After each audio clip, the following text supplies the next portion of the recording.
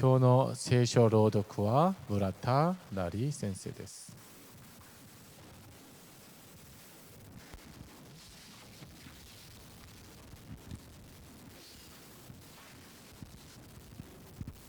本日の御言葉、列王記下6章1節から7節。預言者の仲間たちがエリシャに言った。ご覧のように私たちがあなたたちと共に住んでいるこの場所は私たちには狭すぎます。ヨルダンに行き、針にする材木を各自1本ずつ取ってきて、私たちの住む場所を作りましょう。エリシャは行きなさいと言った。一人が、どうぞあなたも私たちと一緒に来てくださいと頼んだので、私も行こうと言ってエリシャも彼らと共に行った。彼らはヨルダンに来て木を切り出した。そのうちの一人が針にする木を切り倒している時に、鉄の斧が水の中に落ちてしまった。彼は、ああ、ご主人よ、あれは借り物なのですと叫んだ。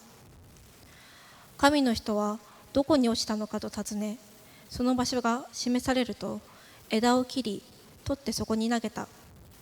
すると鉄の斧が起き上がった。拾い上げようと言われて、その人は手を伸ばしそれを取った。アーメン。皆様ご着席ください。今日説教を伝える方はユーヒョニ天童師です。説教の題目は心の潤いです。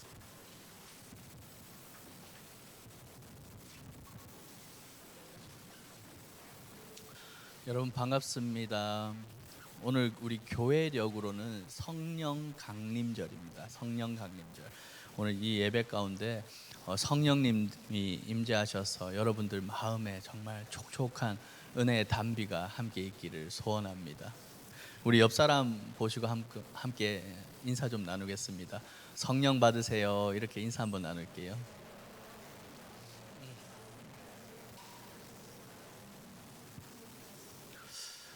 여러분, 이 세상에서 단위 면적당 가장 돈이 많이 드는 곳이 어딘지 아십니까? 단위 이 면적당 가장 비싼 돈이 많이 드는 곳. 심장일까요? 뭐 뉴욕일까요? 아니면 뭐 홍콩 땅값 비싸잖아요. 홍콩일까요? 아니면 우리가 잘 아는 강남일까요? 그것은 바로 이 여성들의 얼굴이라고 합니다. 여성들의 얼굴. 여성분들은 이 좋은 화장품 쓰고 정기적으로 얼굴 이렇게 마사지도 하시고 또 피부과 다니기도 하십니다. 매일 팩을 하고 이 얼굴 관리에 상당히 많은 시간을 보내시는 그런 여성분들도 여기 있을 거라 생각이 됩니다. 다들 피부가 너무 좋으세요. 그만큼 우리에게는 이 얼굴이 굉장히 중요합니다. 저도 누가 팩을 그렇게 하면 얼굴 보습도 되고 피부도 좋아진다고 그래서 팩을 저녁에 조금 해봤는데 그게 쉽지가 않았습니다. 이게 안 하던 사람이 하려니 너무 귀찮기도 하고 이 끈적임이 너무 싫어가지고 상당히 불편했습니다. 그래서 제가 이 새삼 이 여성분들이 살아가는 게 참 대단하구나라는 걸 깨닫게 되었습니다. 얼굴이라는 단어는 얼꼴에서 왔다고 합니다. 얼굴은 정신을 뜻하는 이 얼과 이 형상을 뜻하는 꼴이 합쳐진 그런 말입니다. 그렇게 아무리 비싼 화장품이나 성형으로 이 외형적인 꼴을 다듬어도 이 진정 아름다운 이 마음의 얼이 곱지 않으면 아름답다고 할 수가 없는 것입니다. 여러분, 하나님 보시기에 우리의 모습은 어떻겠습니까? 외모는 정말 아름답고 광채가 나고 반짝반짝 빛나는데 우리 마음도 과연 그만큼 빛이 나고 있는 것입니까? 하나님은 이 사람의 외모가 아니라 마음을 보신다고 하셨는데 우리의 마음은 진정한 아름다운 모습으로 잘 가꾸고 있는지 한번 돌아보는 시간이 되었으면 좋겠습니다. 하나님을 따라 사는 믿는 사람들에게도 이 내면보다는 외형을 중시하게 되는 그런 시기가 올 때가 있습니다. 심지어 이 저처럼 영적인 훈련을 받는 사명자들도 눈에 보이는 화려한 그 외형에 마음을 뺏길 때가 있습니다. 오늘 우리가 읽은 이 본문에 등장하는 엘리사와 이 제자들이 바로 그 안타까운 모습을 우리에게 좀 보여주고 있습니다. 제자들이 이 엘리사에게 뭔가를 요청하는 장면으로 오늘 본문은 시작하고 있습니다. 엘리사의 스승이었던 엘리야가 운영하던 선지자 학교가 길갈과 베델과 여리고에 있었습니다. 엘리야의 뒤를 이어서 엘리사가 이 선지자 학교의 교장, 선생이 되어서 많이 이 학교가 부흥을 한 것 같습니다. 그래서 제자들이 우리가 사는 이곳이 너무나도 좁으니까 넓은 요단으로 나가서 새로운 우리의 장막터를 좀 확장하자, 이렇게 이 얘기를 하고 있습니다. 제자들이 많아지고 또 거주할 것이 좁아져서 장소를 넓히는 것은 결코 잘못된 것이 아닙니다. 그러나 우리는 엘리야가 살아있을 때 이 요청한 이 말씀을 좀 기억할 필요가 있습니다. 열왕기하 2장 9절에는 이런 말씀이 나와 있습니다. 요단강 맞은쪽에 이르러 엘리야가 엘리사에게 말하였다. 주님께서 나를 데려가시기 전에 내가 내게 어떻게 해주기를 바라느냐. 엘리사는 엘리야에게 스승님이 가지고 계신 능력을 제가 갑절로 받기를 바랍니다 하고 대답하였다. 엘리사는 이 스승의 놀라운 이 능력을 자기가 갑절이나 더 받고 싶다고 그렇게 얘기를 했습니다. 그렇다면 여러분, 엘리야가 행했던 이 놀라운 능력들은 과연 무엇입니까? 사르밧 과부를 살리고 또 죽은 아이를 살리고 바알과 아세라 이 신들을 섬기는 그 선지자들과 대결을 하고 큰 비를 내리는 오직 하나님의 영광만 드러내는 그런 사역을 엘리야는 했던 것입니다. 그러나 지금 엉뚱하게도 이 엘리사의 제자들은 자기들이 거주할 장소를 넓히는 것에 주목을 하고 있었던 것입니다. 하늘의 것을 추구해야 할 사람들이 땅의 것에 지금 매여서 있다는 것이, 그것이 이 본문의 가장 큰 문제인 것입니다. 위대한 선지자 엘리사 옆에서 하늘의 충만한 은총을 누려야 할 그 제자들이 그들의 눈에 건물이 보였고 또 사람들이 보였기 때문에 지금 오늘 본문이 그것을 지적하고 있는 것입니다. 여러분, 이게 비단 이 시대 엘리사의 제자들에게만 해당되는 그런 내용입니까? 한국 교회 안에 이런 일들 많이 벌어지고 있지 않으십니까? 하나님이 아니라 사람들 귀에 듣기 좋은 그런 강연 같은 말씀들이 너무 많이 넘쳐나고, 또 성도님들은 교회 건물이 곧 우리가 보여줄 수 있는 모든 것이다 생각해서 화려한 겉모습에만 치중하고 있는지 아는지 좀 돌아보아야 합니다. 오늘 본문의 제자들은 이 오늘날의 그리스도인들을 향한 이 풍자를 하고 있다는 그런 생각이 좀 들었습니다. 우리는 과연 하는 나라의 비밀을 깨닫고 함께 기뻐하고 있는 그런 사람들입니까? 아니면 내 땅을 넓히고 사람들에게 박수 받는 일을 하면서 희열을 느끼며 그렇게 살아가고 계십니까? 보통의 스승 같았으면 이 목적이 다른 제자들을 보면서 화를 내거나 좀 책망을 하거나 했을 것입니다. 당장 이 모든 것들을 하지 말고 기도의 자리로 돌아가서 기도해라, 이렇게 얘기했을 수도 있습니다. 그런데 이상하게도 엘리사는 이 제자들이 이 땅을 넓히고 장막을 넓히자는 이 요청에 그렇게 하겠다고 하며 자기도 따라 나섭니다. 열왕기하 6장 3절과 4절입니다. 한 사람이 엘리사도 함께 가는 것이 좋겠다고 하니 엘리사도 같이 가겠다고 나서서 그들과 함께 갔다. 그들이 요단에 이르러 나무를 자르기 시작하였다. 여기서 우리가 주목해서 봐야 할 것은 이 갔다라는 단어입니다. 아마 엘리사는 자신의 스승 엘리야와 함께 걸어갔던 그 길들이 떠올랐을 것입니다. 자신이 길갈에서 베델로 떠났고 또 여리고에서 요단으로 스승 엘리야를 따라서 걸으면서 하늘의 은혜가 그렇게 임한 것을 지금 되뇌어 보고 있었던 것입니다.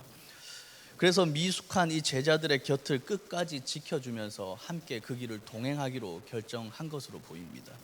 어쩌면 이 엘리사의 제자들은 참 행복한 사람인 것 같습니다. 비록 그들의 눈은 세상을 좀 바라보고 있지만 그 너머에 있는 큰 하나님을 바라보고 우뚝 그 자리에 서 있는 진짜 스승 엘리야와 함께 있었기 때문에 그들은 행복한 사람이었을 것입니다. 우리 일본 성격교회 역시 하나님의 역사로, 하나님의 은혜로 정말 많이 성장하고 있습니다. 조상 원로 목사님이 27년간 걸어오신 그 길을 이어받아서 부지런히 나아가고자 매일매일 힘쓰고 있습니다. 처음으로 우리가 일본 선교사님들과 일본에서 위로의 시간을 좀 가지려고 계획도 하고 있고, 처음으로 우리 청년들과 함께, 전도사님들과 함께 일본의 청년들과 또 선교사님들을 만나 뵈려고 그런 계획도 가지고 있습니다. 그리고 또 단기 선교와 여러 가지 행사들도 계획하고 있습니다. 이 귀한 사역을 준비하면서 제가 끊임없이 기도하면서 되뇌이면서 또 점검해 보는 것이 있습니다. 이 모든 일들이 사람들에게 좋게 보이기 위한 거칠애는 아닐까?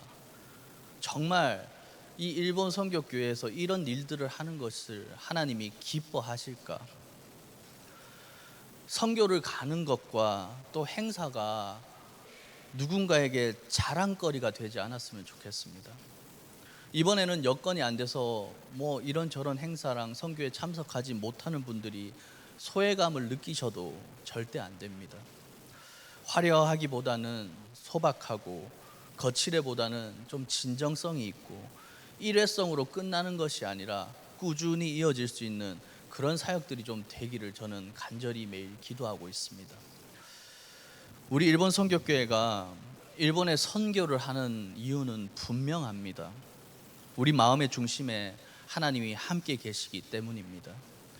하나님이 이 일본이란 땅을 끔찍히도 사랑하시기 때문입니다. 그 목적을 위해 우리 교회는 부지런히 주님의 길에 함께 동행할 것입니다. 이 길을 가다가 오늘 본문의 엘리사의 제자들처럼 본질이 조금이라도 흐려진다면 저는 이 모든 것들 과감히 내려놓을 것입니다. 본질이 흐려지지 않기 위해서 저와 여러분들이 함께 기도를 많이 해주셔야 합니다. 저는 앞으로 하나님께서 우리 일본 선교교회에 행하실 일들이 너무나도 기대가 됩니다. 이 좁고도 영광스러운 길을 여러분들과 함께 걸어갈 수 있어서 그것도 참 감사합니다. 하나님께서 우리 일본 선교교회에 크신 놀라운 은혜를 베풀어 주실 것을 저는 굳게 믿고 있습니다. 여러분, 오늘 설교 제목이 뭐죠? 마음의 보습입니다. 우리는 매일 아침 저녁으로 샤워를 하면서 몸에 있는 그 먼지를 좀 털어내거나 닦아냅니다. 가끔은 목욕탕에 가서 묵은 때를 밀어주기도 합니다.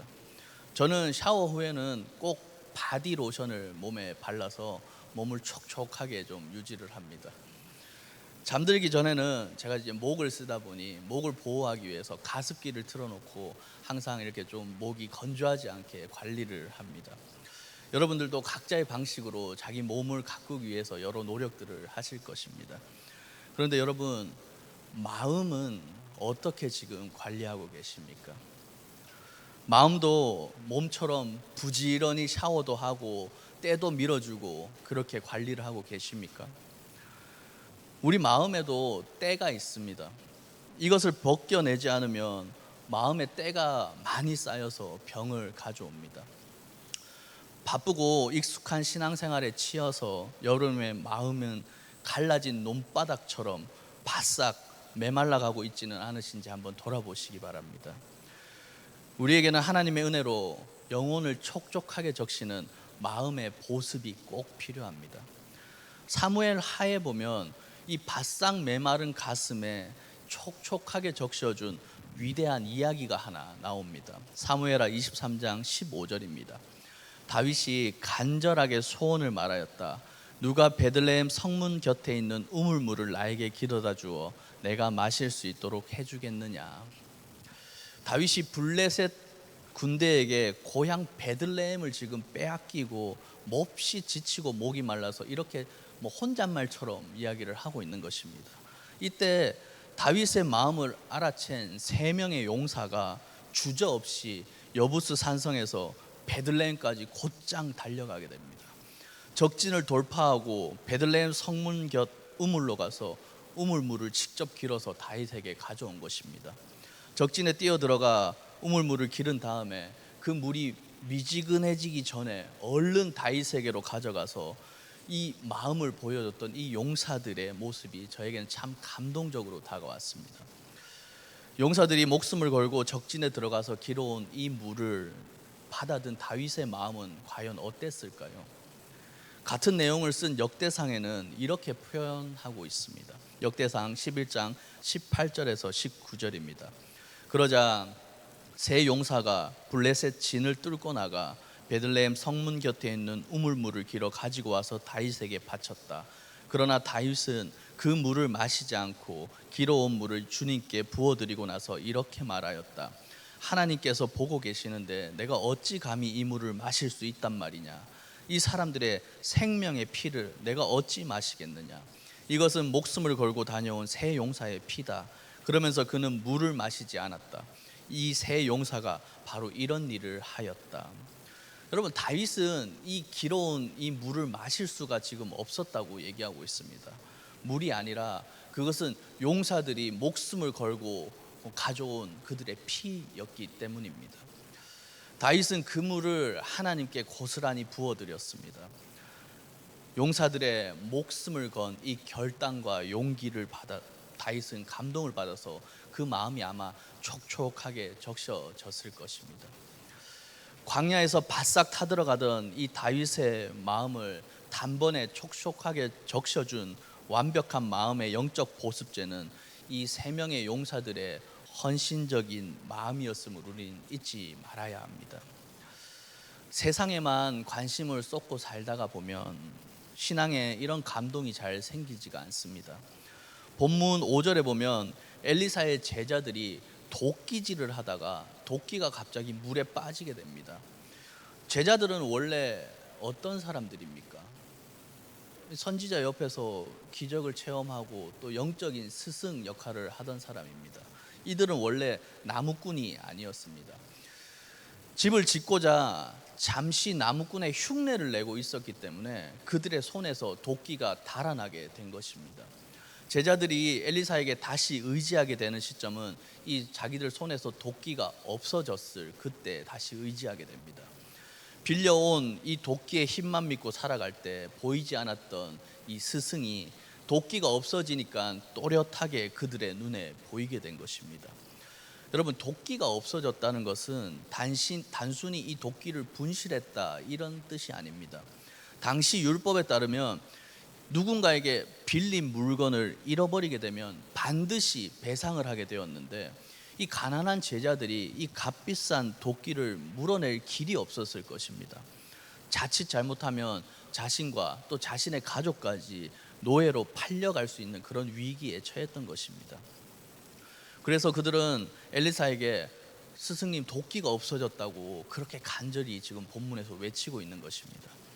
개역개정 성경으로 보면 1절에 제자들은 엘리사를 처음에는 당신이라고 지칭하며 부르고 있습니다. 그런데 도끼가 빠지고 자기들이 곤란하고 어려운 처지가 되자 그들은 6절에서 엘리사에게 하나님의 사람이라고 호칭을 변경하며 부르고 있습니다. 당신에서 하나님의 사람으로 호칭이 변경된 것처럼 우리 삶에도 영적인 이런 시선의 변화가 일어나야 하는 것입니다. 여러분, 이 이후에 엘리사는 어떤 행동을 합니까? 나뭇가지를 하나 꺾어서 강물에 그것을 넣었더니 중력을 거슬러 도끼가 갑자기 이렇게 떠오르게 됩니다. 여러분, 이 나뭇가지는 바로 예수 그리스도의 십자가입니다. 우리 힘으로는 도저히 어떻게 할 수 없는 상황과 그로 인해서 바싹 말라버린 이 메마른 심령에 그 한가운데로 예수 그리스도의 십자가가 던져져야 한다는 것입니다. 그럴 때 비로소 우리 영혼은 다시 은혜의 수면 위로 중력을 거슬러 떠오르는 그런 기적적인 역사가 일어나게 되는 것입니다. 여러분, 어렵고 힘든 상황 가운데서도 물에 빠지지 않고 물에 뜨는 사람들은 누구입니까? 물에 뜨는 사람 누구일까요? 날마다 이 십자가의 은총으로 살아가는 사람들은 중력을 거스르는 하나님의 놀라운 능력을 얻어 그렇게 살아가는 사람들입니다.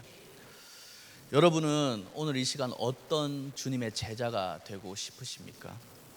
내 힘, 내 능력, 내 권세에 매여서 세상적인 일로 분주한 그런 제자가 되시겠습니까? 아니면 하나님의 은총으로 세상을 이기고 마음이 촉촉한 그런 제자로 살아가시겠습니까? 이제 우리 손에 쥐어진 맞지 않은 도끼가 있다면 그 도끼를 그만 내려놓읍시다. 내 힘으로 살면서 도끼마저 절망의 강물에 빠뜨리고 쩍쩍 갈라진 마음으로 탄식하는 우리들 삶 한가운데로 오늘도 우리 주님은 친히 찾아오시고 있습니다. 그리고 우리를 꾸짖는 대신 당신의 생명을 내어주신 이 십자가라는 은혜의 나뭇가지를 우리들 삶에 던져주고 계신 것입니다. 그 십자가의 보혈만이 세상의 염려로 바싹 타들어간 우리의 마음을 적시는 유일한 생수가 되고 가장 완벽한 마음의 보습제가 되는 것입니다.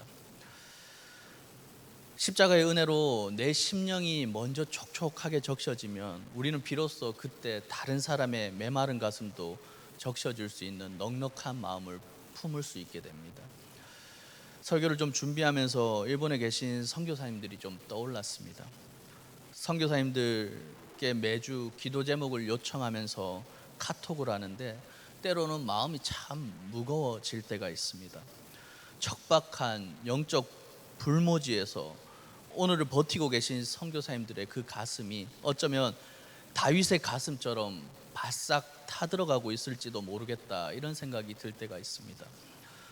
하고 싶은 것이 있어도 성도들이 없는 그런 교회, 뭔가를 좀 고치고 또 수리를 하고 싶은데 재정이 없는 그런 교회, 뭘 하려고 해도 문화가 너무나도 달라서 어려운 그런 마음, 언어라는 큰 벽 앞에 가로막혀서 한없이 작아지는 그런 모습들.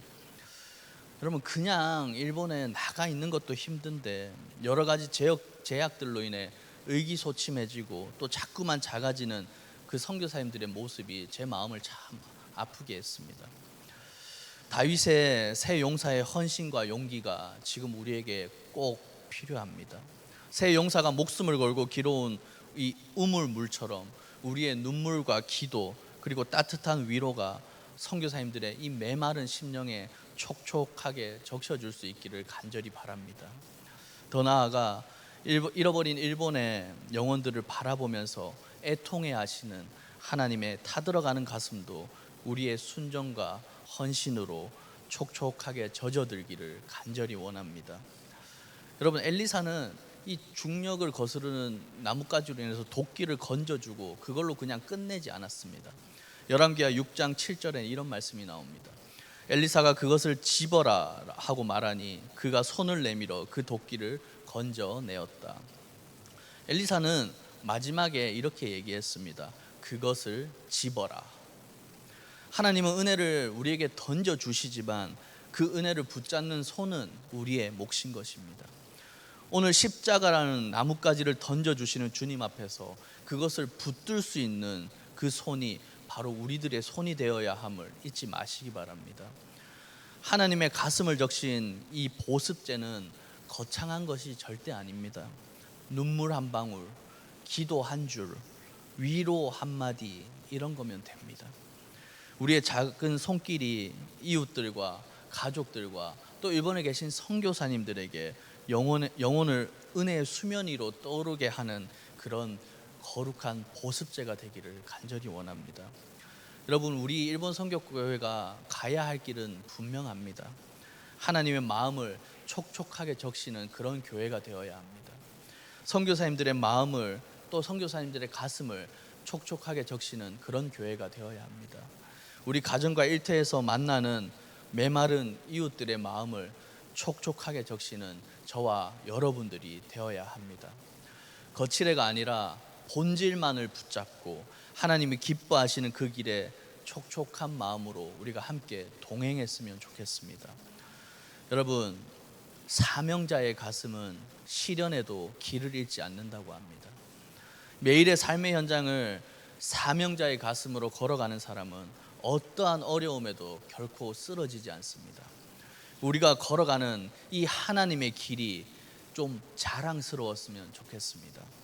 거칠애가 아니라 본질만을 붙잡고 메마른 가슴이 아니라 십자가로 인해 촉촉하게 적셔진 가슴으로 주님의 길을 뚜벅뚜벅 걸어가는 사랑하는 일본 선교교회 모든 가족들이 되시기를 간절히 바랍니다. 기도하시겠습니다. 사랑해 주님 감사합니다. 메마른 마음으로 바쁘게만 달려왔던 우리를 불쌍히 여겨 주시옵소서. 우리의 가슴을 촉촉하게 하셔서 말씀 앞에 부드러워지게 하시고 기도 앞에 민감해지게 하시며 사랑 앞에 다시 움직일 수 있도록 역사하여 주시옵소서. 특별히 일본 땅에서 메마름과 외로움 가운데 사명을 감당하시는 선교사님들의 마음을 주님이 먼저 만져주셔서 우리 교회가 그분들의 마음의 보습제가 되기를 간절히 원합니다. 오늘도 은혜를 던져주시는 주님 앞에 우리의 손을 내밀어 봅니다. 그 은혜를 붙든 손으로 누군가를 다시 일으켜 세우는 일본 선교교회가 될 줄 믿습니다. 우리의 마음에 언제나 은혜를 부어주시는 예수 그리스도의 이름으로 기도드립니다. 아멘.